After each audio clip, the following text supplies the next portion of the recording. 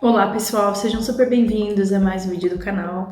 Na terça do toque de hoje eu queria conversar um pouquinho com você que se sente muito mal, que se sente uma pessoa muito ruim por ter pensamentos de cunho sexual, pensamentos de cunho repugnante, agressivo, pensamentos relacionados à sua fé, ofendendo Deus ou aquilo que você acredita, pensamentos obsessivos mesmo sobre a sua religião.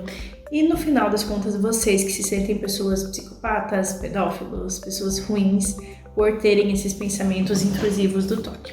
Então, para isso, eu vou contar uma história. Então, eu vou pedir para você ter paciência, porque o vídeo de hoje é essa história para tentar ajudar um pouquinho mais vocês, tá bom?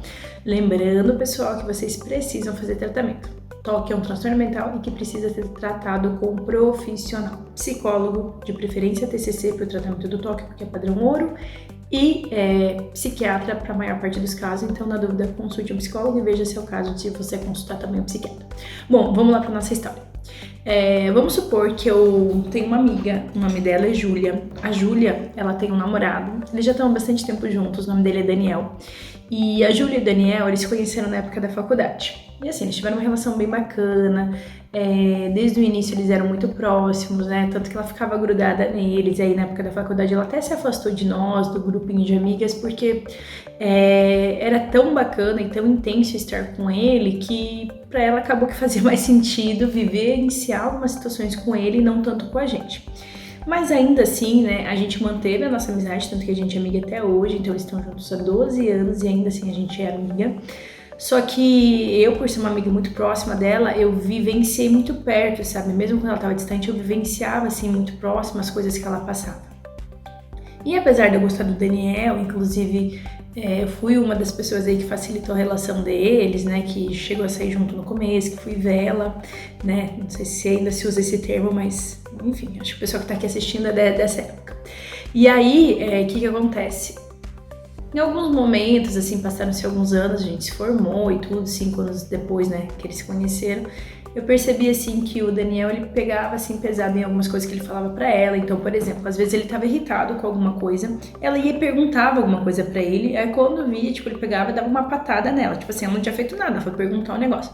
E aí, uma situação que eu achei meio que o cúmulo, assim, foi que eles estavam me dando carona, que a gente tava indo pro churrasco de uma amiga, em comum, nossa, da época da faculdade, e aí ela tinha perguntado alguma coisa pra ele, alguma coisa tipo normal, tá, gente? Uma namorada pode perguntar pro namorado. De repente ele ficou nervoso. E aí, quando ela foi tentar perguntar, mas por que você tá nervoso? O que aconteceu? Aí ele ficou tão esbaforido, tão nervoso, que ele começou a acelerar e começou a dirigir aquele carro. Nossa, não gosto nem de lembrar. Ele começou a dirigir aquele carro assim, tipo, costurando o trânsito a ponto de chegar a bater uma pessoa, né? Bater o carro dele numa pessoa. E nisso, claro, a gente ficou mega assustado. E enfim, aí ele desceu lá, resolveu, né? Tava mega irritado, nervoso, nossa. Eu e a Júlia tentando acalmar ele, mas assim, enfim, resolveu a história, né? Trocaram documento, tudo, foto de documento, BO e etc. E fomos embora. Nisso, nossa, começou uma lavação de roupa suja, ele começou a xingar a Júlia, ele começou a culpar ela por ele ter batido o carro. E aí foi isso, então essa situação foi bem marcante pra mim. E recentemente ela tava me contando, assim, eles já tiveram vários altos e baixos nessa relação, 12 anos é bastante tempo.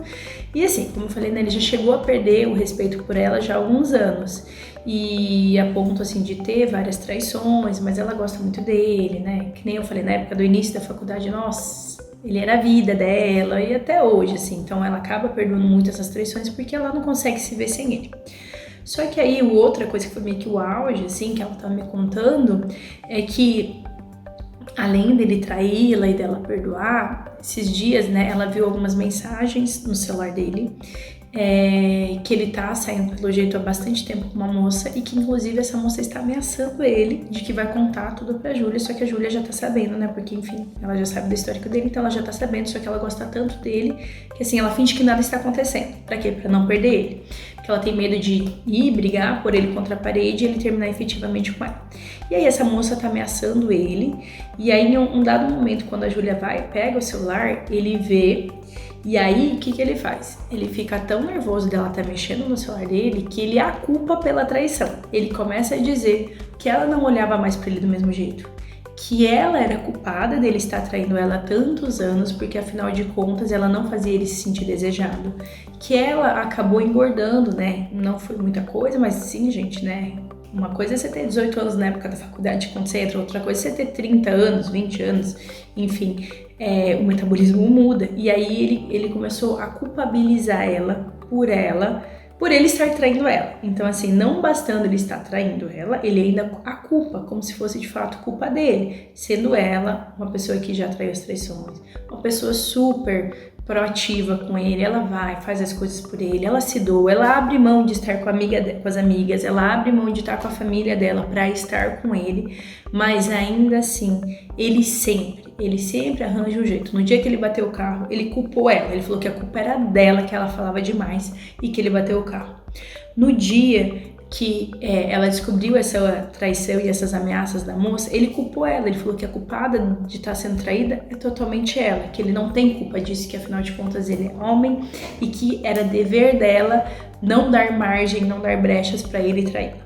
E aí, não sei como que vocês estão se sentindo com essa história, mas pra mim, enquanto amiga dela que está de fora, pra mim é muito evidente o quanto assim, Júlia, não é tua culpa, não foi você que bateu o carro, você estava tentando acalmá-lo porque ele estava nervoso, né? E você não tinha falado nada demais. E aí eu não sei como vocês estão enxergando isso, mas é tão evidente que assim, que ela não fez absolutamente nada, ainda que, sei lá, ela tenha engordado. Isso não é justificativa para ele sentir que ele pode traí-la. Isso não é justificativa para ele maltratar ela, para ele desrespeitar, ele fica mandando ela calar a boca.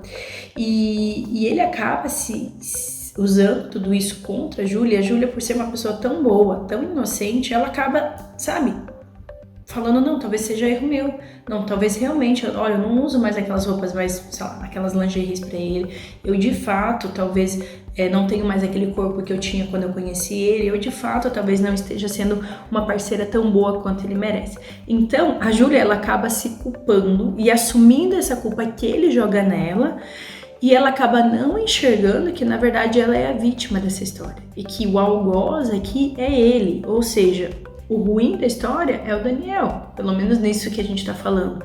Talvez ele tenha coisas boas, mas não é verdade que é culpa dela dele ter batido o carro. Não é verdade que é culpa dela dele estar há anos traindo ela. Não é verdade isso. Só que o problema é que ela sofre de uma maneira como se de fato fosse culpa dela.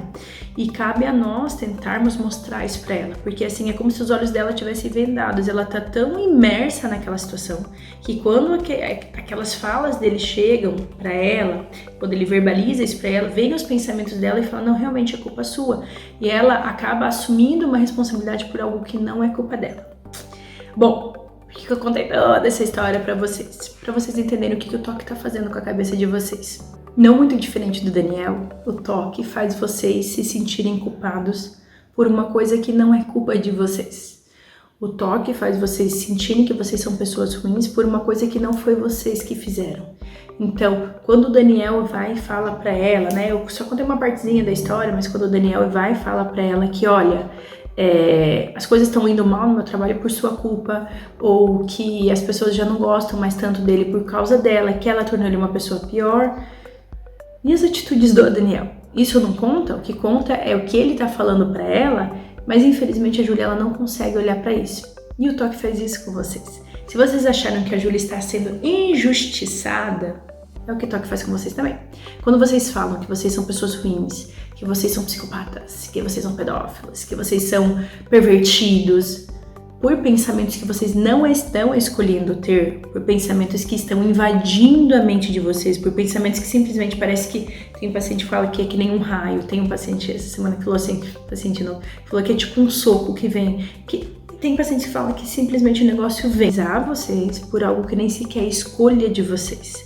Então, por exemplo, a Júlia, não foi ela que bateu o carro, não foi ela que foi trair ele. Ela estava sendo fiel o tempo todo, ela estava sendo uma boa parceira o tempo todo, e ainda que ela tivesse engordado alguns quilos, isso não justificaria esse ato errado dele. Então, quando o toque pega e afirma para vocês que vocês são pessoas ruins, vocês vão estar sendo que nem o Daniel e a Júlia.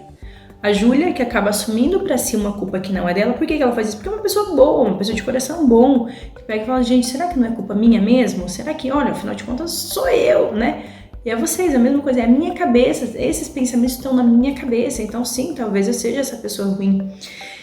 E o Daniel é o toque, que acaba falando para vocês que vocês têm que fazer X, Y, Z, senão vocês vão ser pessoas ruins, que se vocês não fizerem tal coisa, algo de ruim vai acontecer, que se vocês pensaram em algo, logo vocês são pessoas ruins. Só que a gente não pode mais continuar revitimizando vocês. Vocês já são vítima do toque, porque vocês têm o toque. Vocês já são, né? Já tem essa infelicidade, ter esse transtorno. E aí a gente ainda mais vai colocar esse peso sobre vocês como se fosse culpa de vocês pensarem em coisas que vocês nem sequer escolheram. Vocês acordaram e falaram, bom, Deus, ou seja lá o que vocês acreditam, tá?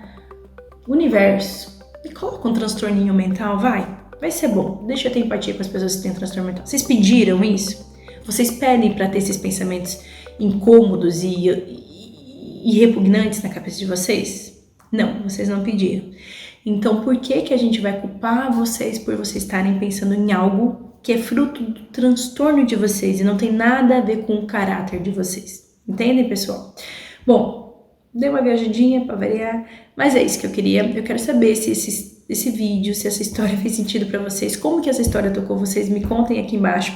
Deixe seu like, seu comentário, que eu vou gostar muito de saber. Tá bom, pessoal? Obrigada, se inscrevam aqui no canal, isso me ajuda bastante. E nos vemos no nosso próximo vídeo.